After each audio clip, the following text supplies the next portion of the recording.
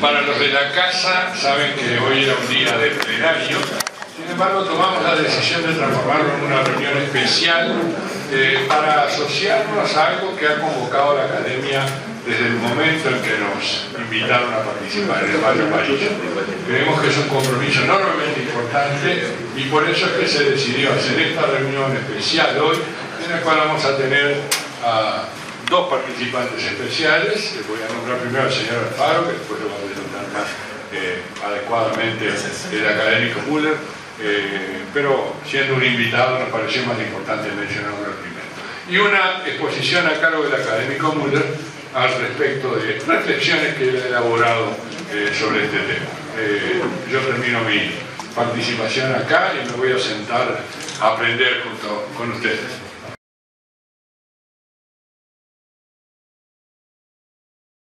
Muchas gracias, presidente. Buenas tardes para todos. Muchas gracias por haber concurrido.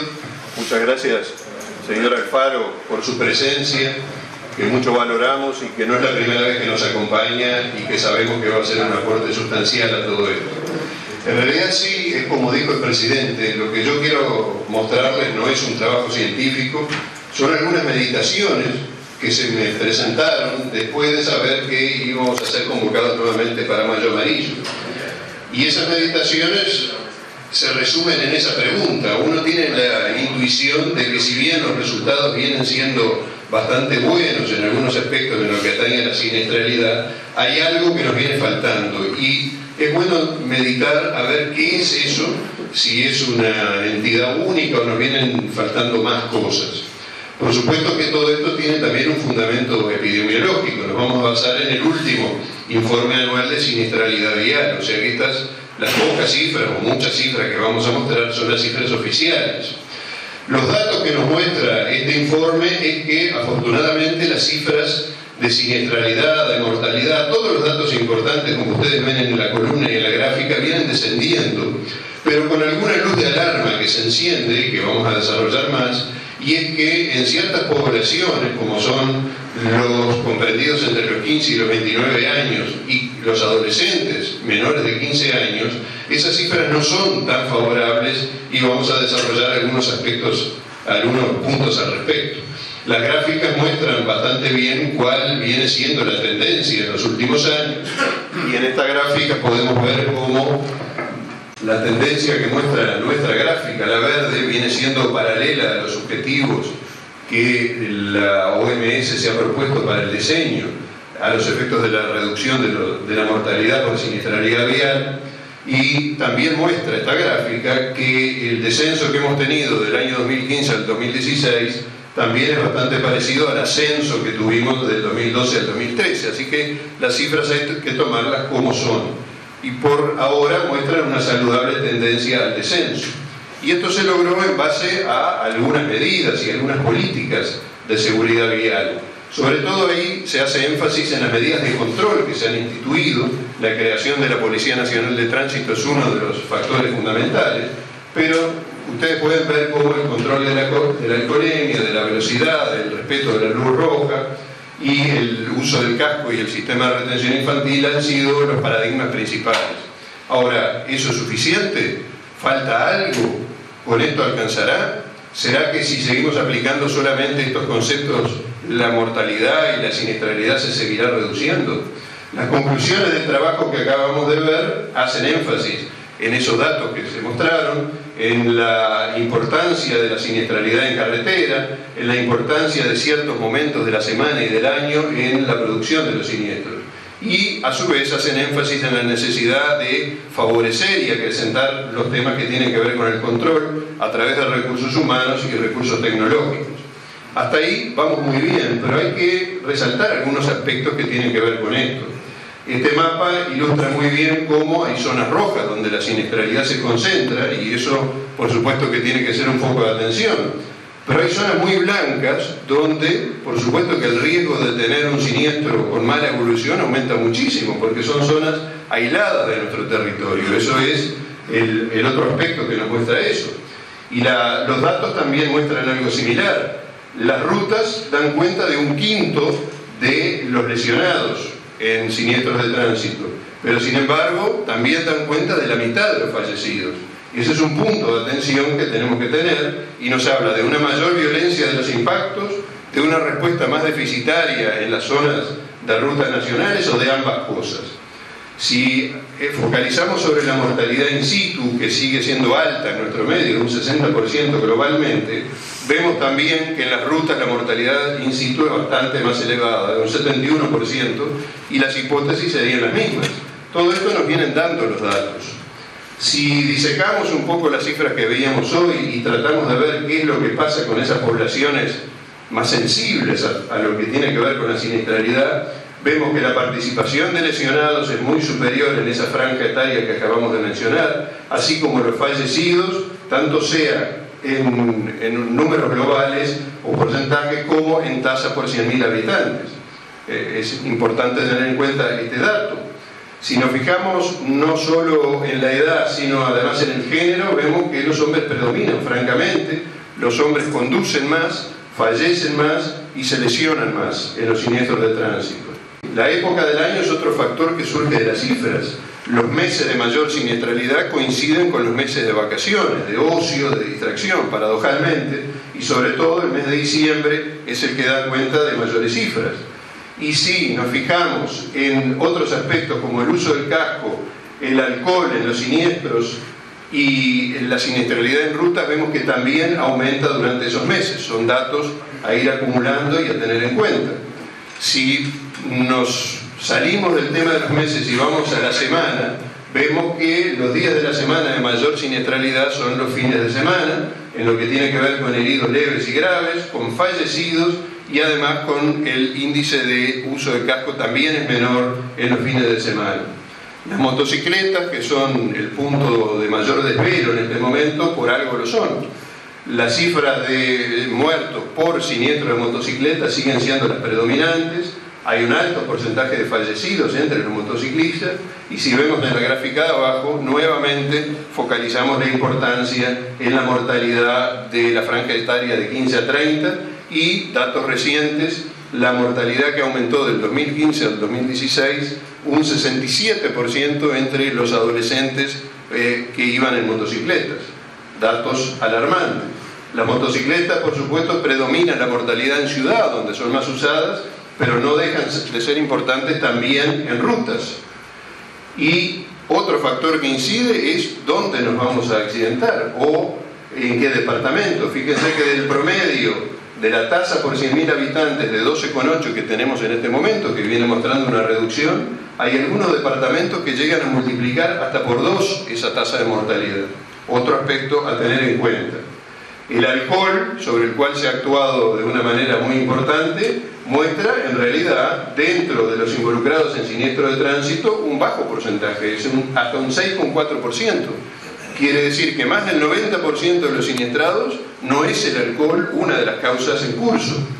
Pero hay que tener en cuenta, como vemos en la gráfica de abajo, que en esa población joven los porcentajes de alcohol por encima o mayor de 0 supera francamente los rangos tolerables. Si nos vamos a la asociación de variables, en este caso con los fines de semana, vemos que se multiplica por 3 y hasta por 5 la cantidad de espirometrías positivas, y en conductores de moto se multiplica prácticamente por 3. Todos estos datos son datos de la UNACEF oficiales, como acabamos de ver. Estos datos demuestran una vez más que el uso del casco disminuye la morbilidad y la mortalidad, como se ve arriba de la derecha, por 3.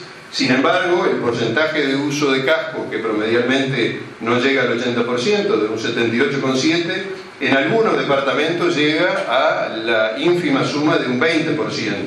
Y si lo consideramos nuevamente en la población sensible, vemos que el uso del casco a menor edad, menor uso del casco. Quiere decir que si juntamos todas estas cifras, y aquí viene la primera reflexión que podemos hacer, y tal vez el primer que nos falta, es focalizar en un cierto tipo de población. Esa debiera ser la población objetivo de una campaña dirigida específicamente a seguir aquel factor de mayor riesgo. Hombre, joven, de entre 15 y 30 años, conductor de motocicleta sin casco, consumidor de alcohol, fines de semana de verano y en ciertos lugares. Esa es nuestra población target a tener en cuenta. Tal vez dar un mayor énfasis a este aspecto o un mayor seguimiento pueda ser un factor a tener en cuenta. ¿Por qué? Porque uno, volviendo a la gráfica de hoy, se pregunta, ¿seguirá una tendencia favorable, paralela a la anterior? ¿La cruzará? ¿Llegaremos a los objetivos del diseño? ¿O nos estabilizaremos? ¿O incluso volveremos a tener un aumento de la mortalidad? ¿Estaremos teniendo en cuenta todos los factores? ¿Estaremos mirando para el lado correcto? ¿Será seguir el camino que se había emprendido hasta ahora nada más lo que es necesario para disminuir aún más la morbimortalidad? ¿O es que subyace algún otro factor importante a todo esto? Si hay un factor subyacente a esta situación y ese factor es modificable, bueno, nuestra obligación es buscar la manera de modificarlo. Y si ese factor es modificable, seguramente pertenece a algún ámbito de responsabilidad. ¿Quiénes son los responsables por la siniestralidad? Uno, con un leve sobrevuelo, puede ya identificar 3 responsables. El Estado está encargado de instituir las normativas, los controles, las sanciones, es el encargado de la ingeniería de tránsito. La industria automotriz, para saltar un poco, parecería que es la que más ha avanzado, brinda vehículos cada vez más seguros. La falla mecánica per se es irrelevante como causa única de siniestralidad. Ahora, uno se pregunta, ¿y todos nosotros, los individuos, los ciudadanos, los usuarios de vehículos, los peatones, los conductores, tenemos responsabilidad en esto o no? Yo pienso y me adelanto a decir que sí, y todas estas áreas deberían tener un equilibrio. No le podemos exigir responsabilidad al Estado si nosotros no la tenemos.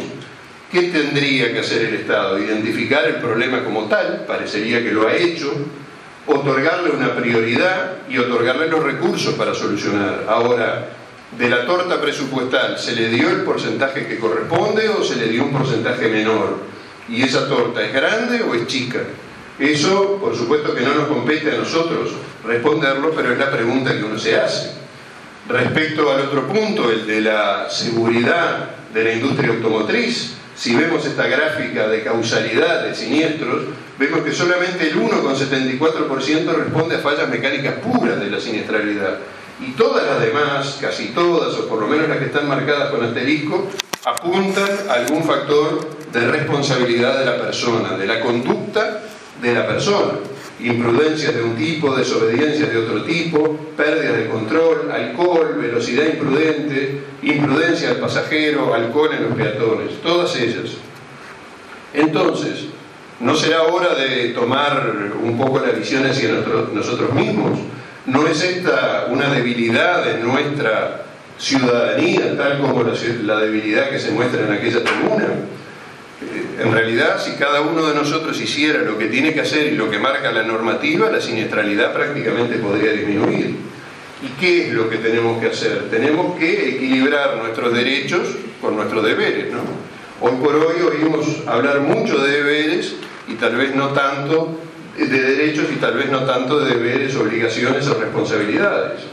Y nuestra libertad, siempre se ha dicho, termina donde comienza los derechos del otro, o sea, el condicionamiento externo que nos imponen también las normas.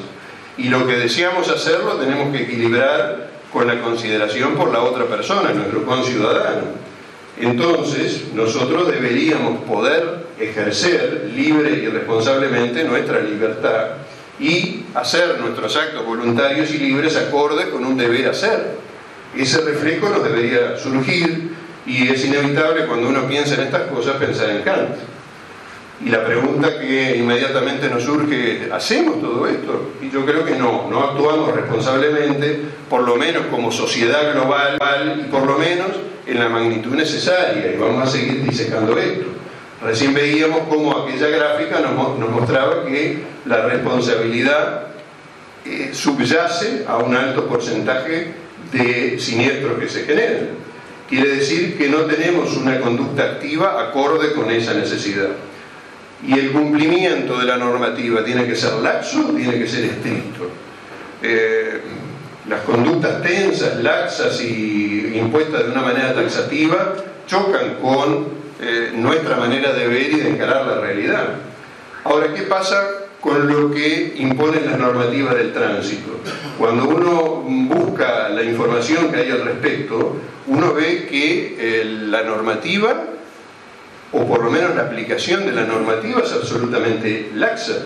Acá hay datos absolutamente oficiales. El DGETO departamental admite que una infracción por exceso de velocidad se torna grave cuando el exceso por encima de la velocidad marcada, en el caso de 45 km por hora, es de 76 km por hora, o sea, un 41%.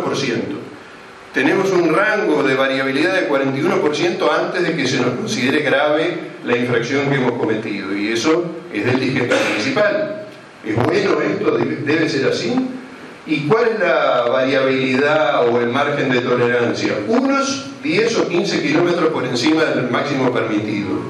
Este grado de variabilidad o de interpretación que se deja liberado al inspector de tránsito y al ciudadano que va manejando y controlando su velocímetro, ¿es aceptable así?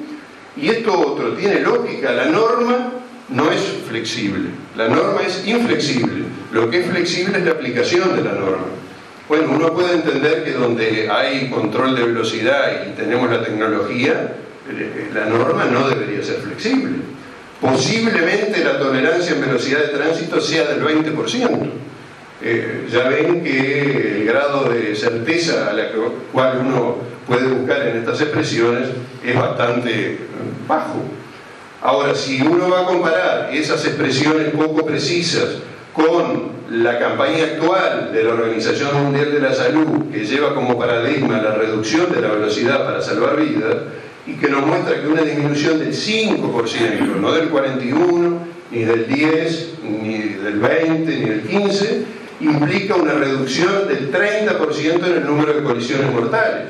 O como vemos abajo, pasar de 50 a 80, un 60% de aumento de la velocidad, implica un 300% de riesgo de muerte en un siniestro. Esos datos impactan. ¿Y qué pensamos todos nosotros o los que nos controlan de cómo nos comportamos?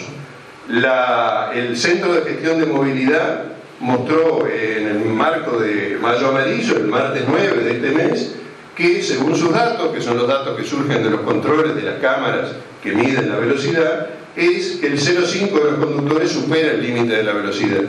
En cambio, la Organización Mundial de la Salud dice que el 40-50% de los conductores superan el límite de la velocidad. Yo diría la pregunta de abajo, ¿qué mostraría una observación atenta? ¿Y qué muestra? El barómetro de seguridad vial, una encuesta telefónica oficial que fue publicada en cuanto a qué piensan los propios ciudadanos que hacen. Y los propios ciudadanos uruguayos confiesan que en un 40% no respetan los límites de velocidad cuando manejan en ciudad. Quiere decir esto, entre otras cosas, que cuando el ciudadano sabe que lo están controlando, respeta, y cuando no sabe, no respeta. ¿Y hasta cuánto podemos tolerar ciertas cosas? Por ejemplo, ¿podemos tolerar un 20% de uso del casco o un 60% del uso del casco tan por debajo de lo que es el promedio nacional, cuando vemos al mismo tiempo que en esos departamentos la mortalidad es mayor? Y vemos también que donde el uso del casco es ampliamente aceptado, la mortalidad es menor, sin que por supuesto debe inferirse una relación de causa-efecto directa. ¿Y qué pasa con otros parámetros que tienen que ver con la seguridad en el tránsito? Acá donde está la flexibilidad y donde está la tolerancia. Acá la tolerancia es cero. ¿Es coherente esto en cuanto a lo que se nos impone que debemos cumplir? Y volvamos a nuestro pensamiento como ciudadanos. Hay otros aspectos a tener en cuenta. Uno es la percepción de los riesgos. Parecería que es bajísima en nuestra población, o por lo menos en ciertos grupos de la población como el que acabamos de ver. En el marco de esta academia ha sido propuesto el estudio de la agresividad del humano como uno de los factores de estudio, y creo que a nivel de la conducción eso se expresa claramente. Pero además hay que tener en cuenta otros aspectos, los eventos sin consecuencia, los marcadores, los casi siniestros, los que se podrían considerar eventos centinela, seguramente son muchísimo más abundantes que aquellos que no terminan en un siniestro. Aquellas circunstancias que el azar de la ruleta rusa hizo que justamente coincidiera con un espacio vacío del revólver. Pero todos estos son factores que tienen que ver con la conducta responsable. Entonces, la conducción, el tránsito ciudadano nuestro a nivel carretera y ciudad, ¿está controlado o es caótico? ¿Se parece al de la izquierda o se parece al de la derecha?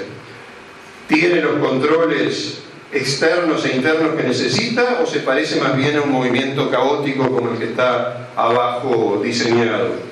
Yo le planteo al doctor Enrique Barrios, no sé si vino hoy, sí, está allá, que podemos emprender juntos tal vez el desarrollo de un modelo matemático de la siniestralidad. Seguramente sería muy complejo, pero no imposible. Otra cosa que muestra toda esta situación es que en una época en que estamos absolutamente conectados, hoy en día la conexión es casi universal, la información no hay quien no pueda acceder a ella si quiere acceder, está ampliamente disponible, pero ¿cómo nos comunicamos con estas herramientas? Y si nos comunicamos, ¿realmente aprendemos, nos capacitamos y cambiamos nuestra conducta? Este dibujo animado seguramente la mayoría de ustedes lo vio en su momento. Yo siempre lo recordé como algo que se podía mostrar en circunstancias como esta, y afortunadamente está en YouTube como tantas cosas. El macaquito tribilinesco aquel que salía y era un ciudadano ejemplar y trabajaba perfectamente, y después que sonaba la sirena o el timbre de su trabajo se subía a un automóvil y se transformaba. Ese es uno de los formatos irresponsables que vemos a diario, el agresivo, lo vemos permanentemente, pero no es el único. Está el inseguro, o está el no capacitado, el que realmente no está en condiciones de conducir un vehículo, o el distraído, que por supuesto es de los que más abundan. Y no solo con los celulares, los GPS son un factor de distracción, el mate ni hablemos, la cartelería carretera, etcétera, etcétera.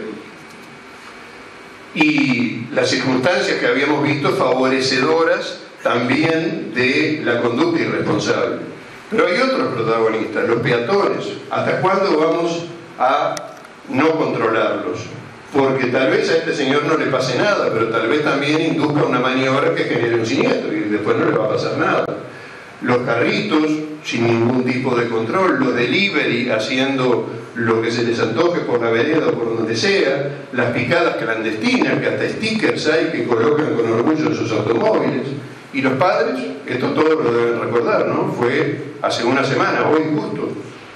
Este niño de 8 años de Rocha, ¿qué se le había dicho en cuanto a la prevención de siniestralidad vial? Y esto de todos los días, y ya hablamos también del dantesco aumento de la mortalidad del año pasado al otro. Por supuesto, todos estos factores tienen que ver con aspectos de nuestra fisiología, ¿no? El vértigo como fuente de placer, y la adicción a la adrenalina surge en todos esos deportes extremos, pero también en el automovilismo. Todo eso está muy bien, pero el tema es cómo maneja los riesgos que asume la persona hacia la alteridad. Lo que no puede ser admisible es que los riesgos que alguien decida correr los proyecte sobre otros miembros de la comunidad. ¿Y cómo actúa la propaganda, o la propaganda negativa, como le gusta decir al académico Franza cuando enfocamos otros aspectos? Porque también hay una propaganda positiva, exalta ciertos aspectos. De estos son los ejemplos que encontré, pero habla de potencia, habla de manejar el viento. Ni hablemos ya esa propaganda que todos habrán visto de una empresa de entrega de alimentos en domicilio, que es prácticamente la apología de la imprudencia en el tránsito. Del de abajo a la derecha me eximo de comentario porque son obvios. Y después, ¿qué hacen los medios? ¿Qué hace la tecnología? La tecnología, recién lo comentábamos, nos dice dónde están las cámaras y los radares fijos. O sea, también nos dice dónde no están.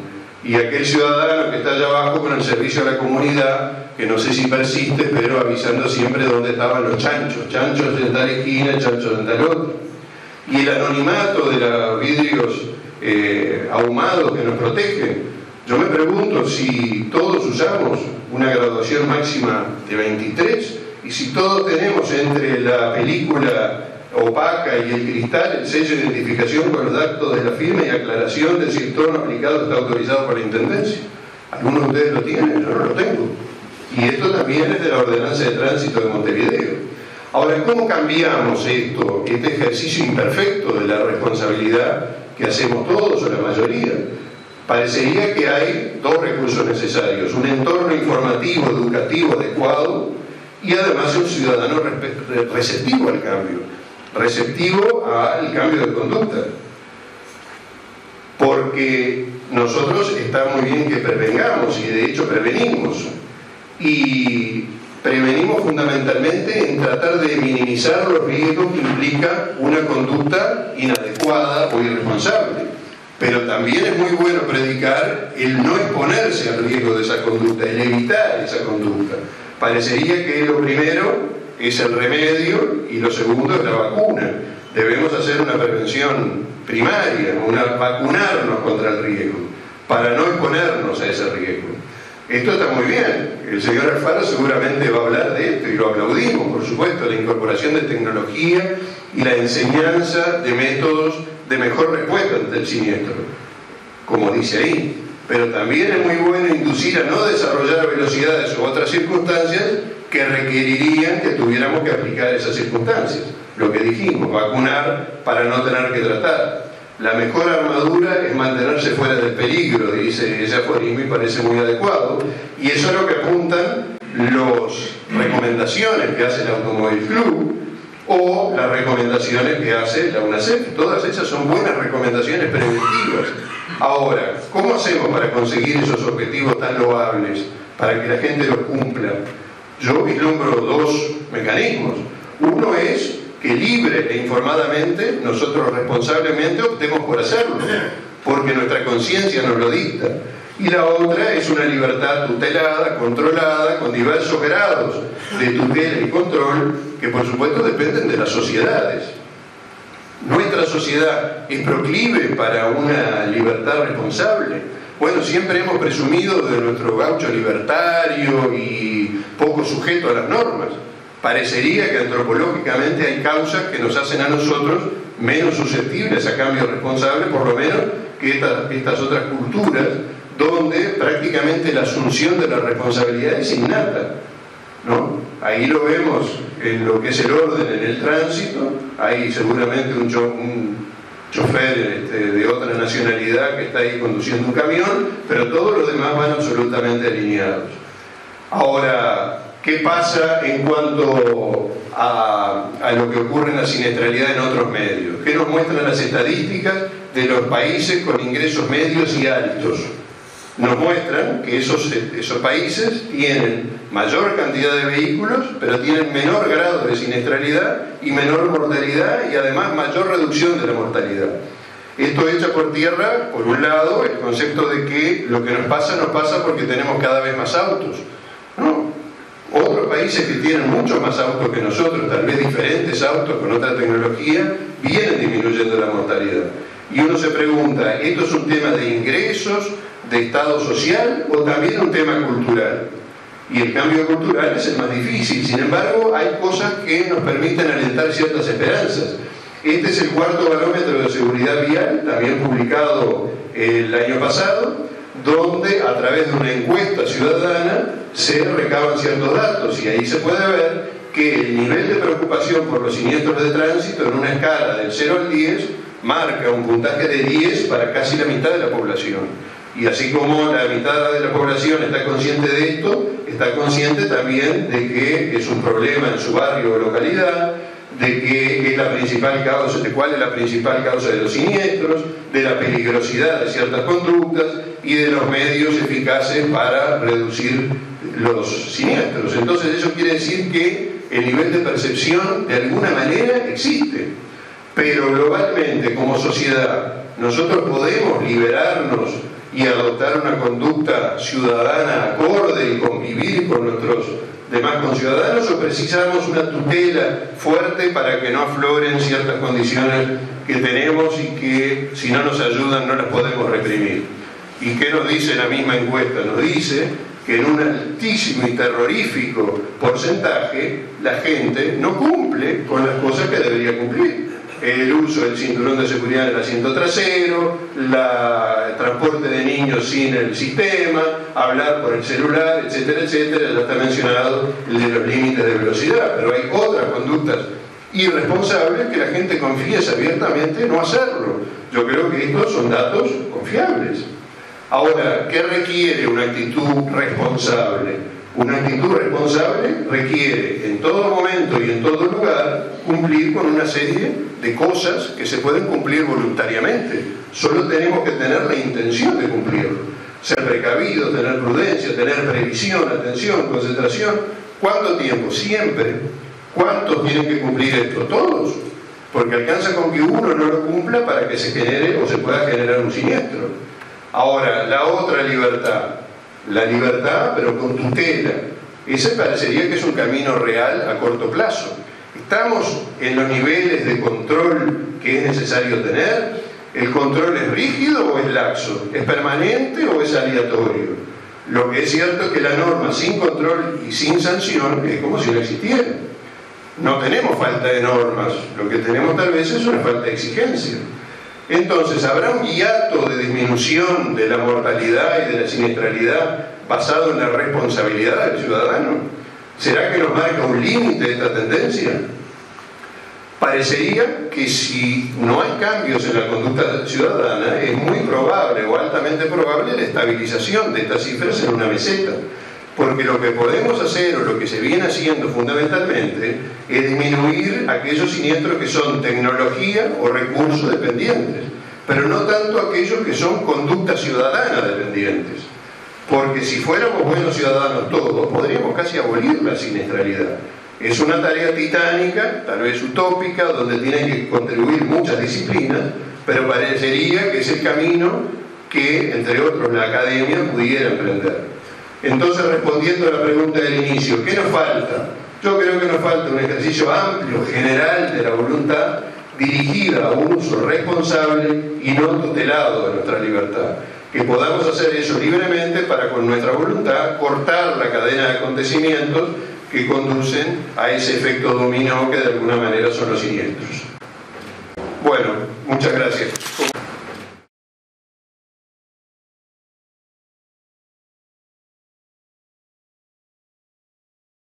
Bueno, buenas tardes para todos.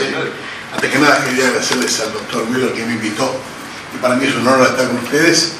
El doctor Pons, como presidente, que es el dueño de casa, muchas gracias por la invitación. Y bueno, y si estoy hablando acá es porque el doctor que también hace 20 años no se equivocó en una operación que me hizo por acá. Así que para mí es todo un honor estar con ustedes y es un placer. Bueno, en realidad estamos acá por una sola razón. Hay una problemática, es el tránsito, la seguridad vial, que todos conocemos. Yo no me pongo ningún tipo de estadística, admiro profundamente al doctor, hizo un trabajo para que yo me confieso absolutamente incapaz. Es absolutamente prolijo, terminante y fenómeno. Y además, porque después que él me presentó cuál es la idea general de su presentación, dije, bueno, ya con estas gráficas sí está todo dicho. Así que pienso cuál es el análisis. Quiero decirles antes que nada, soy un admirador y me declaro pro UNACEB. Quiero decir que yo apoyo naturalmente la fundación de la Unidad de Seguridad Vial, que allá por el año 2007, y me consta, si no hubiera sido por el doctor Gerardo Barrios, posiblemente hoy la UNACEB capaz que no existía, porque hizo un trabajo realmente titánico. Eso no quiere decir de que yo comparta al 100% todas las cosas que UNACEB hace, y bueno, y muchas menos las que no hace, ¿de acuerdo? Pero la idea mía, desde el punto de vista periodístico, es tratar de aportar en un nacimiento que el mío arranca del automovilismo deportivo. Y cuando digo automovilismo deportivo, a lo mejor suena que lo mío es locura de andar a toda velocidad, y nada que ver.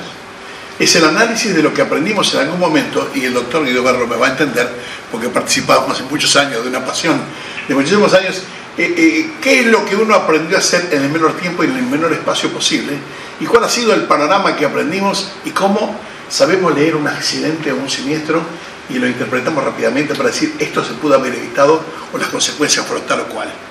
Cuando veo en este momento se ha centrado y no lo podemos esquivar, lo quiero dejar para lo último, el tema del alcohol cero o no cero, pero de cualquier manera creo que hay otras cosas tan importantes y ustedes dirán, y yo no tengo estadísticas, no soy muy, digamos, no soy un enamorado de la estadística porque normalmente me cuentan lo que pasó y yo quisiera saber qué es lo que podemos hacer para lo que no, intentar lo que no tenga que pasar, ¿de acuerdo?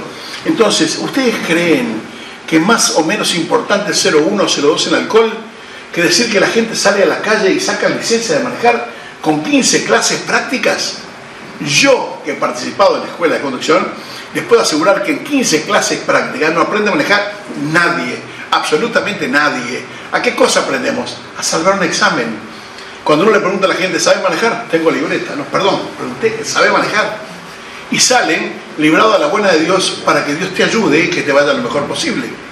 Cuento siempre, pongo el ejemplo de una hija mía, que hace no muchos años tuvo un accidente, la ruta 8 y la 9, cartel de pare, un camión no para, ella venía con su hija, una sobrina, qué sé yo, esquiva aquello, pero termina volcando. voy ahí al accidente, cuando llego, me dice, papá, ¿pude haber parado? Le digo, no sé, Anita, yo no estaba. Pero venía despacio, entonces peor, ¿por qué no paraste? Entonces finalmente, cuando termina todo y se viene en mi auto, me dijo, ¿sabes una cosa? Y dice, yo no sé si podía haber parado. Y digo, ¿alguno de ustedes, cuando sacó la licencia de conducir, hizo alguna prueba de frenaje? Yo no. No existía. Era muy importante saber estacionar, que no te subieras arriba del cordón, que es una prueba desclasificatoria, ¿de acuerdo? Entonces digo, salimos a manejar a la calle y si tenemos la suerte de que un día frenamos a 50 y podemos parar, otra que frenamos a 80 y podemos parar y otra a 100 que podemos parar, cargamos el disco duro con la información necesaria para que eso nos sirva en el futuro. Ahora, si tenemos la mala suerte que se nos cruza de golpe algo que no pudimos parar, es inexperiencia absoluta en lo que somos incapaces para conducir. ¿Será mejor o peor tomar 0,1 de alcohol o 0,2 de alcohol a todos aquellos que pasan a fondo un cartel de pare? ¿Será mejor o peor 0,1 o 0,2 de alcohol a aquellos que pasan un cartel de escuela a la velocidad que vienen o que saltean una cebra? A veces cuando subo de la Rambla hacia el centro, hacia el 18 de julio, me pasa el 80-90% de los conductores y siempre me pregunto, ¿será que todos estos manejan tanto más que yo? Entonces el cartel de pare no existe. El cartel de pare de Estados Unidos es stop, y en Alemania es stop, y stop terminante y absoluto, y en Inglaterra lo mismo, ¿sí? En Uruguay quiere decir, deberías parar, que es otra historia. Deberías parar. Entonces esto queda a criterio de cada uno. Y cada cual maneja con su historia, con su librito. Pero a su vez, encontramos otro tipo de incoherencias que llaman absolutamente la atención y que entonces me animan a ser crítico y sin afán de ofender quiero hacer notar, porque yo no tengo, este tema no se puede politizar, yo no tengo ni temas políticos ni convencimiento de nada, solo que este tema no se puede politizar y no puede estar a la venta, tiene que estar buscándose la solución. ¿Alguien puede creer que se dé clases a los delivery después que tienen una licencia de conducir, que firmaron derechos y obligaciones para enseñarle que andar a fondo en la vereda de contramano está mal? Digo, no, señores, no, creo que entonces esto es un chiste, porque es lo mismo que inventar una ley en un país donde las zonas suburbanas de gente con pocos recursos económicos anden de atrás en una moto, que es peligroso, ya lo sé, y que se puede matar también lo sé. ¿Y quién los baja? Ahí en Barros Blancos, por ejemplo, cuando viene una madre con dos nenes ¿quién los baja? ¿Cuál es el inspector que le dice abajo? Tendrá que ir con una escopeta que hayan recortado. ¿Y por qué compra una moto? Y porque no pueden comprar un Mercedes-Benz. Y porque no hay un transporte que sea bueno y mucho menos barato. Entonces hay una carencia que no podemos hacer una abstracción de lo que pasa socialmente. Digo, entonces, y yo ya me adelanto con el tema del alcohol porque después que me caliento digo de todo y lo digo todo junto, ¿de acuerdo? Digo, ¿cómo podemos decir cero alcohol? Está todo bien. Yo pienso que el alcohol, sí, realmente es el cero. Dice la estadística mundial y los médicos naturalmente que el alcohol no está bueno, no es buen consejero para manejar. Pero cuidado. En América somos dos, Chile y Uruguay con cero. En Europa, primer mundo, 17 países tienen todos arriba el cero. Y solo aquellos que antes eran atrás de la cortina de hierro, habían 5 que marcaban cero. Pero Inglaterra, que tiene mucho menos accidentes, tiene 0,8. El índice más alto de alcohol y chocan menos. Entonces, ¿cuál es el tema? ¿Será que es el alcohol? O como un día un televidente me mandó un mensaje y me dijo, señor, la mayoría de los que chocan son todos esos estúpidos que toman yogur y aguasán. Y sabe una cosa, pero es la realidad, lo dijo Augusto recién en una estadística, la mayoría de los que chocamos no tomamos alcohol. Yo no digo que esto no tenga importancia, pero hay otro problema y que nadie lo dijo que me preocupa más. Si hay alguien que trabaja y es vendedor del interior o visitador médico que recorre el país y lo agarramos con un 0,1 o 0,2 de alcohol, le sacamos la licencia. ¿Alguien puede creer que ese señor va a dejar de trabajar por 6 meses? Yo creo que la gran mayoría maneja igual, asumiendo riesgos que le toque, que el seguro no le cubra, por ejemplo, pero que no le cubra a él, ni le cubra a los otros que pueden salir perjudicados de un siniestro de este calibre por algo que irresponsablemente está haciendo. Entonces yo puedo decir, ¿puedo generar una ley que haga abstracción de la necesidad de otro para generar o ser yo la razón de provocar un accidente? No. Creo que debería haber algún tipo de elasticidad. ¿Cuál es? Te voy a avisar que esta vez te agarré con 0,2, o sea, hasta 0,3, digamos, como nivel máximo. Esto no está bueno, la ley dice que 0. Esto se arregla con multa metálico hoy día, la próxima vez que te agarré, te saco la licencia, o después de 2 veces te saco la licencia. Digo, pero algo que presente una alternativa que sea un poco más elástica que lo que vivimos haciendo habitualmente con absolutamente todo. Pero entonces tenemos una estadística, es el 0,5. El 0,05% son los que violan y pasan más rápido, qué sé yo. Sí, Eso lo que dice que si el 0,5 son multados por el radar. Entre el radar es Antrafondo, que es la otra historia. Entonces tenemos datos que no son los reales. Principal departamento que tiene accidentes, 17% que se aparece en Florida. El departamento, Enciso, está furioso. ¿Cómo el departamento? Las carreteras que pasan por Florida, que no es lo mismo que la actividad y lo que es competencia de la intendencia. Entonces digo, a veces tenemos cosas que no son exactamente las reales. Pero creo, vuelvo al original, que tenemos un defecto que es muy importante, que es que nosotros ponemos conductores en la carretera o en las calles sin el conocimiento básico que tiene que ser elemental. Claro que esto también tiene su problema. Nosotros no podemos hacer, y la intendencia lo tiene claro, que en vez de 15 clases se den 25, porque estaríamos limitando el tener licencia a manejar a gente que tuviera recursos un poco más grandes que la media de un país de recursos bastante humildes, como decía Facundo Cabral, en estos países lo más barato es el sueldo, entonces digamos que hay algún tipo de dificultad para tener acceso a algunas cosas. Pero, de cualquier forma, ¿de qué manera se procede en otros países? Un día en Estados Unidos estuve con un instructor, justo hablaba, venía a Parque del Plata, era casado con una uruguaya, y me estuvo contando que también en Miami daban 15 clases. Eso sí, para estudiar la parte teórica en un libro así de gordo. En España, un gran porcentaje muy alto pierde la prueba teórica. Acá no la pierde nadie, o casi nadie, digo, ¿de acuerdo? Entonces, ¿qué es lo que hay que hacer?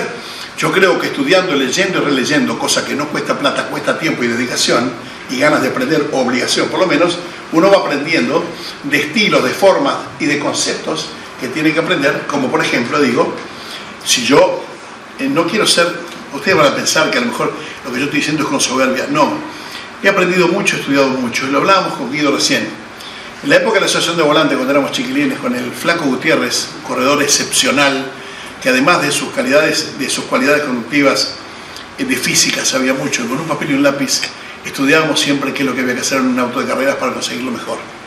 Pero a su vez me dijo en aquellas oportunidades, vas a manejar el auto de calle como el auto de carrera todos los días de tu vida. Naturalmente que lo sigo haciendo, no en los ritmos de velocidad, pero sí en el estilo. Y de ahí en más la posición de manejo, que era algo absolutamente imprescindible para conseguir una buena performance. De los cursos de manejo defensivo que he dado y los cursos de manejo hasta deportivo, créanme, he corregido a más del 90% de la posición de manejo de conductores que me dijeron que hacía 15 o 20 años que manejaban. O sea que le corregí la posición de manejo, quiere decir que estaban lejos de la mejor performance en la conducción. Y no estoy hablando de aspecto deportivo, la mejor performance para andar despacio y tener recursos como para solucionar cualquier otro problema. ¿Alguien le dijeron cuando fue a sacar la libreta que tener tiempo y distancia a favor es el mejor consejero que nos permitirá resolver cualquiera de nuestros problemas?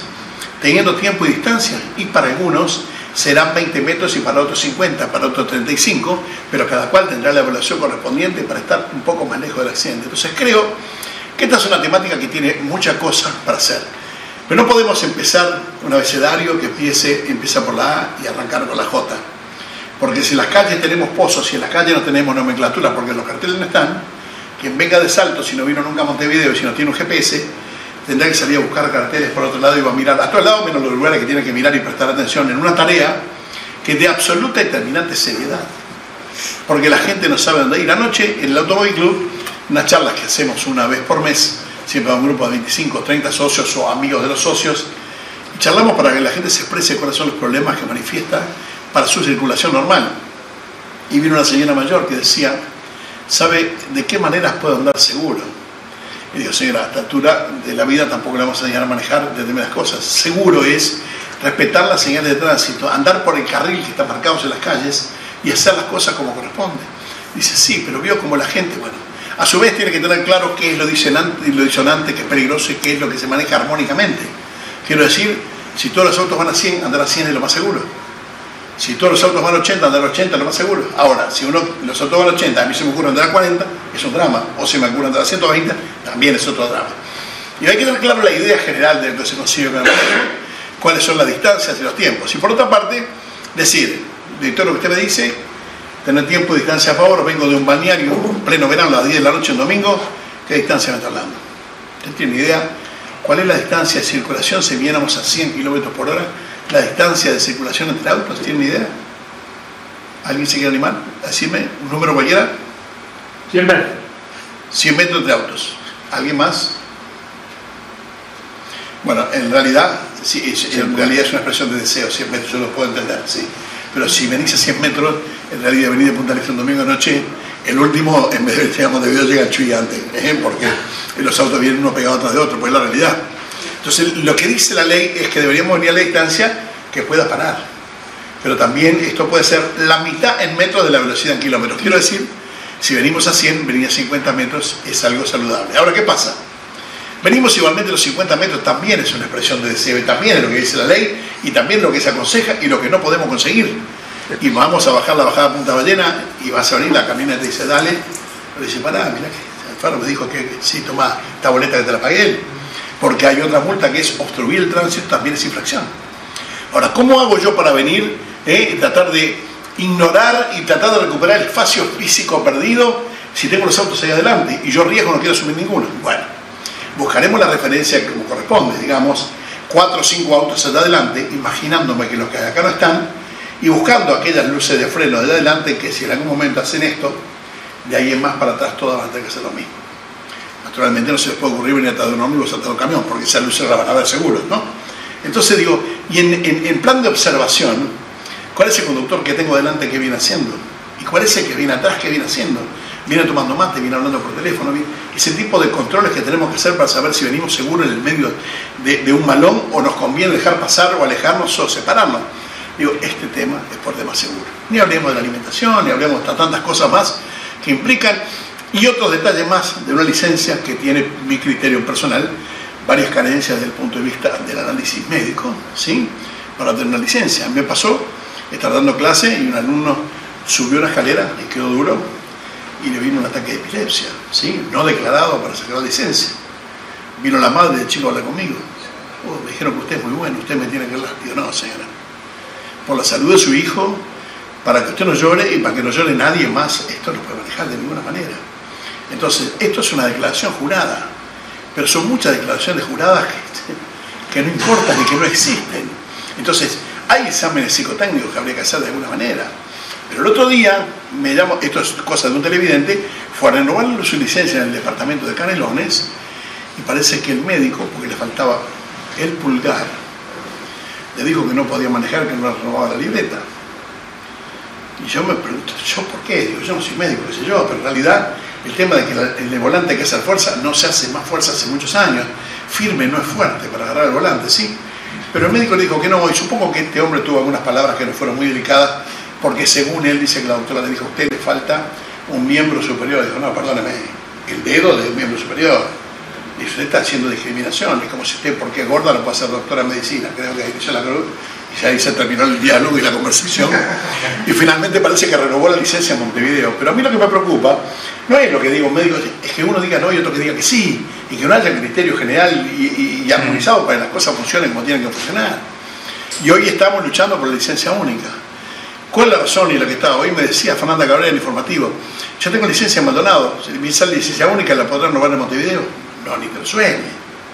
Tendrás que traer todos los antecedentes, porque Maldonado lo que quiere es seguir recaudando con la licencia tuya, donde le vas a dar la plata a cualquier otro departamento porque sí.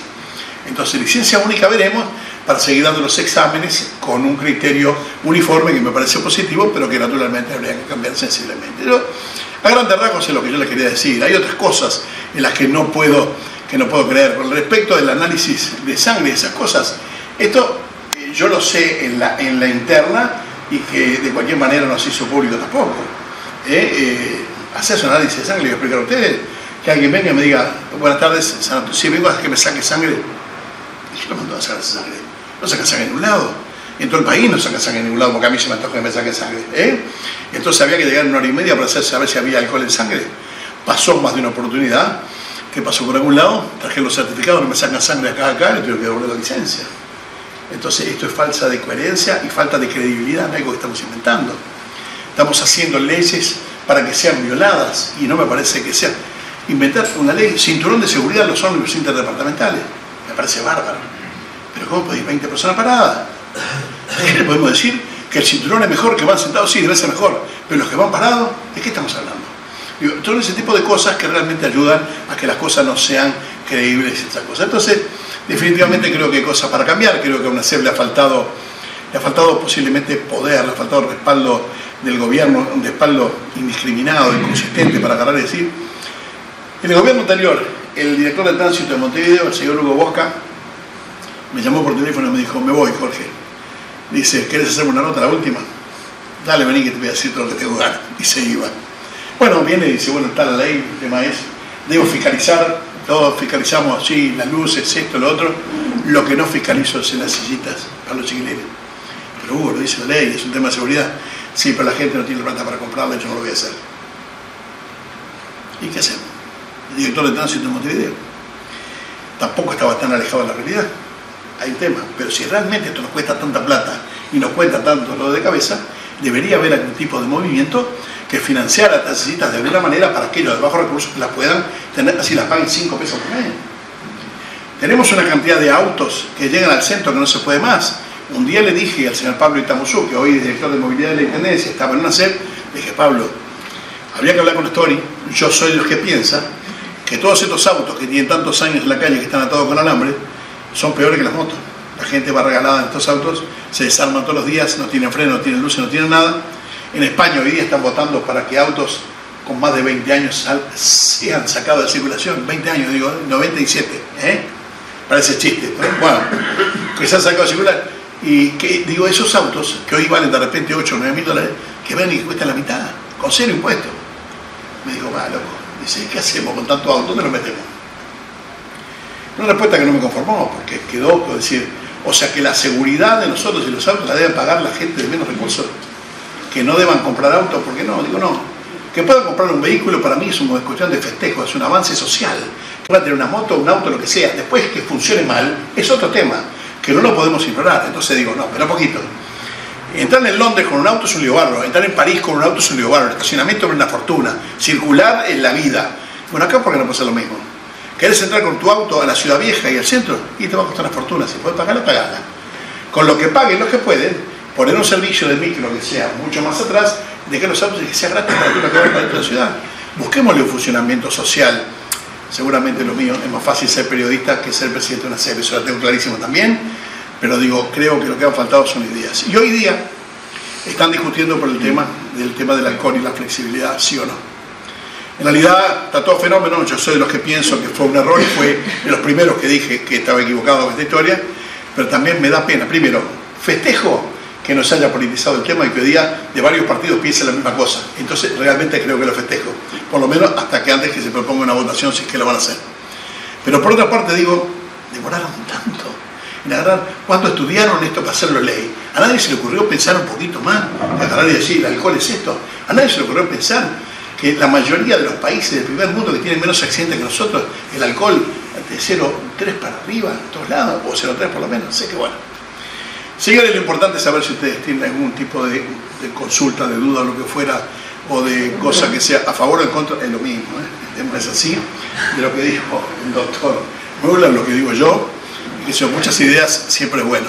Augusto dijo algunas cosas que seguramente tuvo la gentileza, que lo llamé antes, y me dijo, digan lo que quiera. Y le digo, doctor, a lo mejor hay cosas que usted va a decir, yo no estoy muy de acuerdo, no importa, lo que usted diga es lo que usted diga y punto, se terminó. Por eso mantenemos una cordial amistad que me pareció, lo valoro muchísimo. La verdad estuvimos de acuerdo en todo. Estuvimos de acuerdo en todo, pero por las dudas, antes de la cosa, si no está de acuerdo, dígalo más tranquilo, no hay problema ninguno. Así que bien.